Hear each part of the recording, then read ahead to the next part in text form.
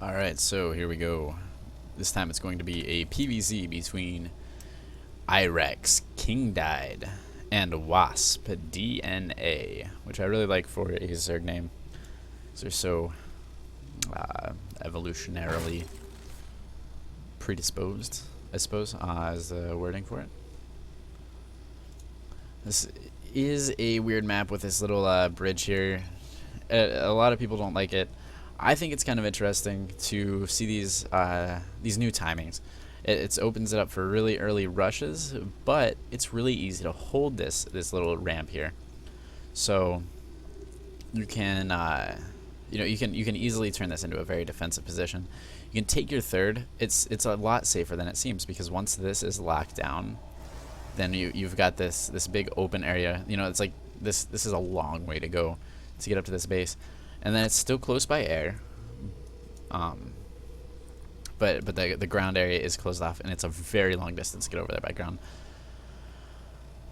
So I mean, I think it takes a little bit of adjustment. A lot of people don't like it because you get used to the game being played a certain way, and that's just what you get used to. Interesting play coming down already. Yeah, it's going to be a proxy 2 gate on the Zerg, so this will be a very quick game. Either way, this is definitely an all-in. Either he's going to kill the Zerg or he's not. Strange that he didn't go for another probe. Usually you get out 2 probes at the start. This way he's going to have barely enough to even make these zealots at the same time. And he's not going to, it's going to be a struggle for him to get above the 18 supply. Whereas if you build the 2 probes at the very beginning, you can get another pylon up after you warp in your first 3 zealots, and then you can continually keep a lot of heavy zealot pressure. And this is a little bit even more all in. This really has to do damage up front. Luckily, I mean, the Zerg player is going to scout this pylon at the front. He's going to think he has some sort of fast expand.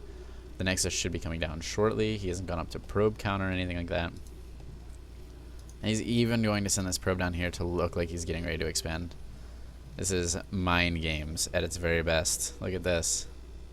Zerg player is going to see this and be totally fine. Just going for the heavy econ build. Or, the flip side is, the Zerg player could see this, see that he's going for an expansion before the wall, and really try to punish it hard. So we'll see which way it plays out. Since the spawning pool is so late, he's probably going to try to go for a really heavy economy.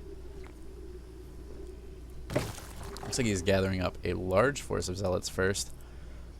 Gonna go in with 4 is gonna be when the first strike comes, and see he's having trouble keeping up production on both of these. This must be a kind of spur of the moment type decision for him.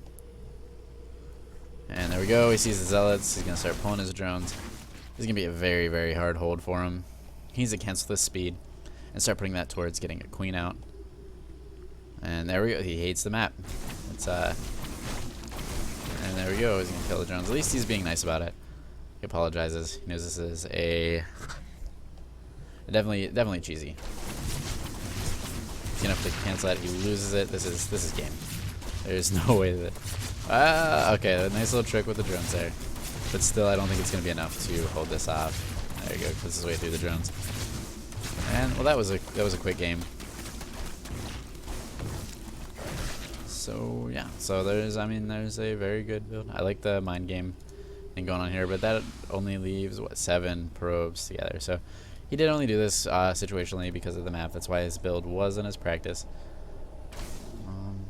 Yeah, that's just gonna be a lot of chasing down drones, off gates, 2 gate proxy. There we go. And it's a little sad about it, but it happens. All right, well, thank you for joining me for that epic game.